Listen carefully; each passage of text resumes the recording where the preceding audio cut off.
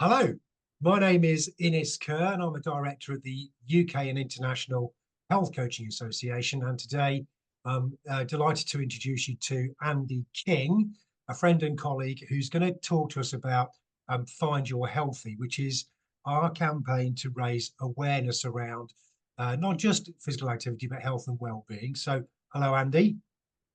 Hello, Innes. Nice to see you. Thanks for taking the time to come and talk to us today. So, Andy, we've got a broad-ranging audience today, hopefully.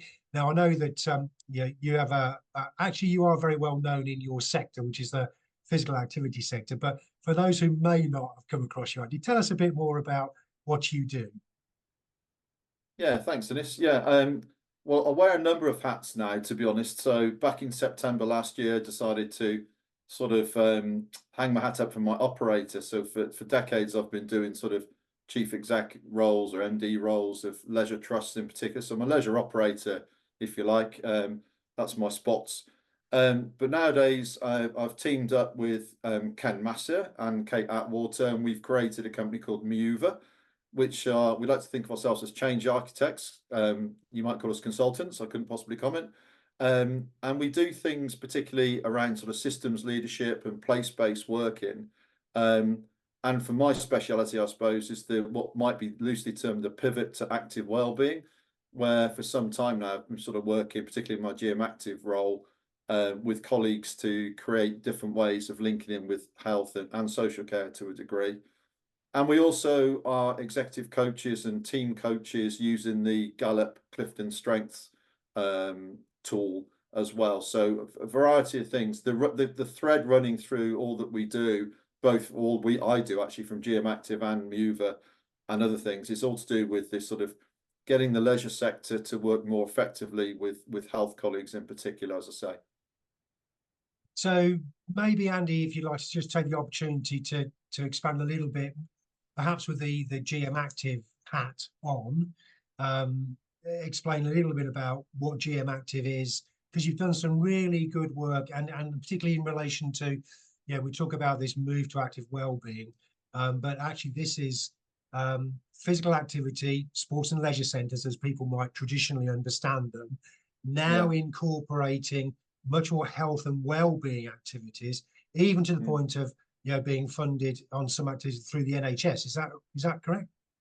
Yeah, absolutely. So GM Active is a CIC nowadays. We weren't originally.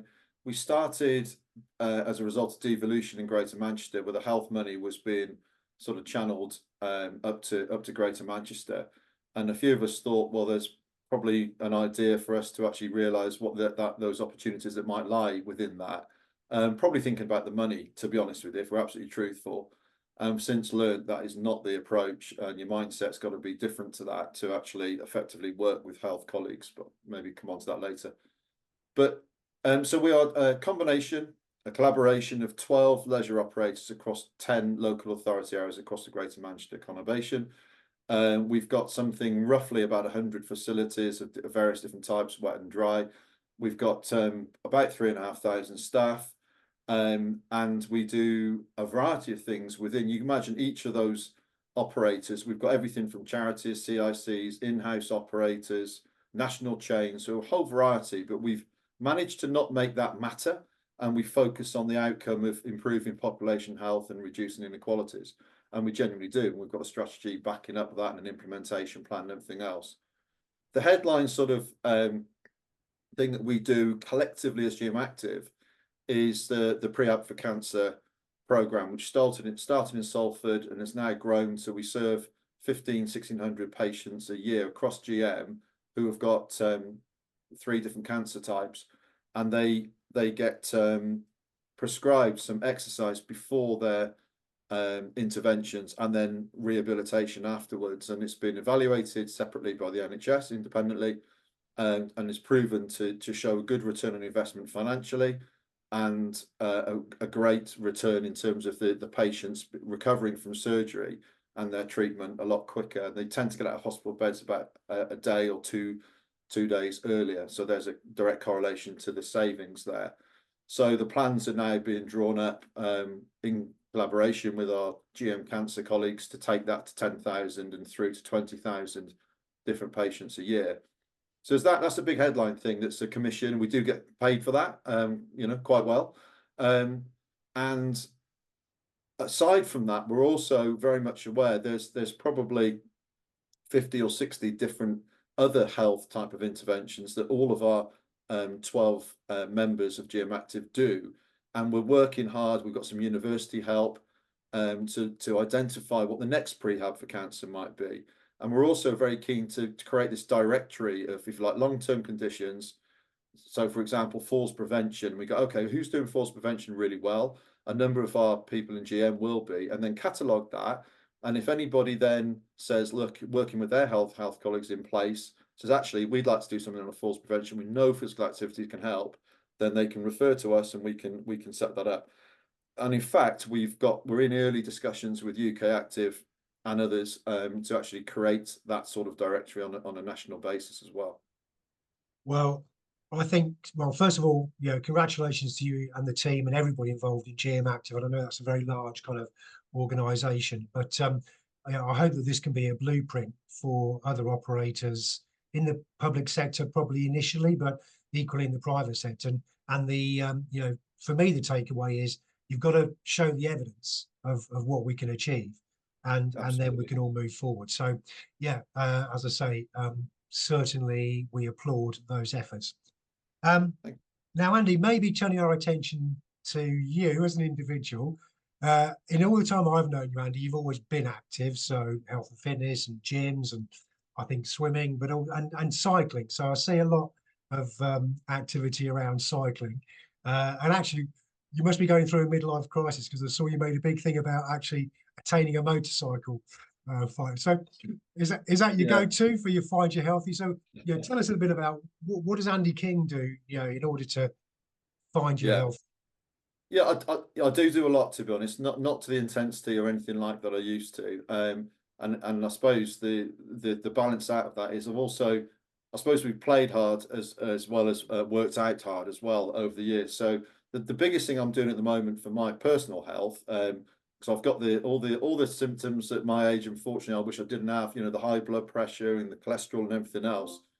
So I really do, and the familial history, which is you know, pretty stacked up against me as well.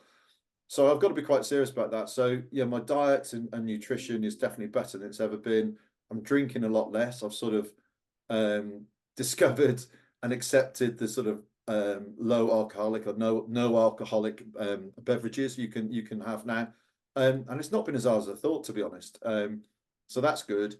And physical activity wise, I would train every day, and I train most days, but I love training. I absolutely love training all sorts of things. I think the thing that I would point to more than anything else at the moment is the very simple low level stuff, which is more about mental health and stress relaxation things. And it's as simple as walking. So yeah, I could tell you about I jump in the lake and do swimming with neoprene wetsuits and all that, and I do that. But actually, the thing I looked forward to most of all for my mental well-being is at the weekend I meet up with some friends who were, you know, been friends since we were coaching rugby together with our kids, and we walk the dog. And you know what? Over the last 2 or 3 years, I'm often the only one with a dog. So it started as we all got together to walk our dogs. Now I'm often the only one, as I say, with a dog. The important thing isn't the dog walking, it's us walking, it's us chatting and socializing. So as much as possible, I think that those sort of social groups with a bit of physical activity thrown in is so important. And I know it's often difficult for blokes like us to go and meet other blokes like us and just have that time. But I really think it's worth the effort to try and find ways, and leisure centres I think could play a much bigger part in this. And I've written an article on it in the past. Really sort of help sort of people join up and connect and have something as simple as regular walks in the fresh air. You know, it's so good for your soul. It really is. As I know, I think it's a really interesting point that you make, and you know, there's actually in the practice around health coaching, which is kind of my world now. There's a lot of research around the benefits of community, So health coaching being delivered in groups, and Yeah, that forms community relationships, and the evidence suggests that that puts an extra layer of benefit, those interactions and the support yeah. mechanism that exists by forming a community. So great advice, Andy. So whatever it is that brings you together, come together. And Park run, park walk. You can go and walk. You know, I know people. I've suggested to my friends they won't do it. We're probably, I don't know, a bit too old or whatever. Well, we're not actually, but they might feel we are. But I think even going along to park run and just talking to other people, you will not be the slowest. You won't be last. And so what if you are? Get rid of your ego and just go and chat and be a bit sociable, and it do the world of good, absolute world of good. well, like you, I can share the experience. Got a lockdown dog, and I've met people in my neighbourhood who would never have met or spoken to otherwise, and Exactly. it's a great thing. So Yeah. yeah, and Andy, in relation to well, any of those elements that you've kind of picked on there, but do you have any particular hints and tips for people? So you've said, typically blokes like us, or maybe of our age, aren't great at Yeah. the social interaction thing. Any hints or tips for somebody that says, actually, do you know what? Really, now is the time I should go and do this. Yeah, I mean, take a leaf out of our children's books, if you like. Social media is a wonderful thing. There will be a group on social media, on Facebook or any of them, that can help. So you can look through that, and I think most of it, we're our own worst enemies, us chaps. We're not very sociable. It's maybe playing to a stereotype and all that, but I think the ladies will happily natter away to each other and chat away. Egos are removed. And I think that's our biggest barrier is just get your egos out of the way, make the effort, go and talk to people, ask them about them. And before you know it, you've got some people that you know well enough to say, actually, shall I meet up next week? And then all of a sudden you've got this relaxation and this outlet that I can look forward to every weekend. I can look forward to Saturday and Sunday, either or both. I can meet some friends. It's not always the same group, but it's the core group of us there, and we can talk about anything. We can be a bit silly, we can do anything we want. And honestly, my wife was sometimes go and meet with your mates, and the difference is amazing. So yeah, I think you've got to be a little bit proactive, but there's definitely groups out there you can go and join, and don't be shy. And as I say, remove your ego. Well, Andy, thank you so much for sharing that, because it's a very different element to find your healthy than we may have predicted coming from someone with your type of background in the health and fitness industry. So thank you so much for sharing that. And You're welcome. for anybody that's been inspired today by listening to Andy and his insights, you can find out more about the Find Your Healthy campaign. Go to our website, which is www.UKIHCA.com/FYH, and there's all kinds of information resources, including this video and others, and we hope to see you there. So for the meanwhile, Andy King, thank you so much for sharing your time and your insights. You're very welcome. Nice to see you, Ernest.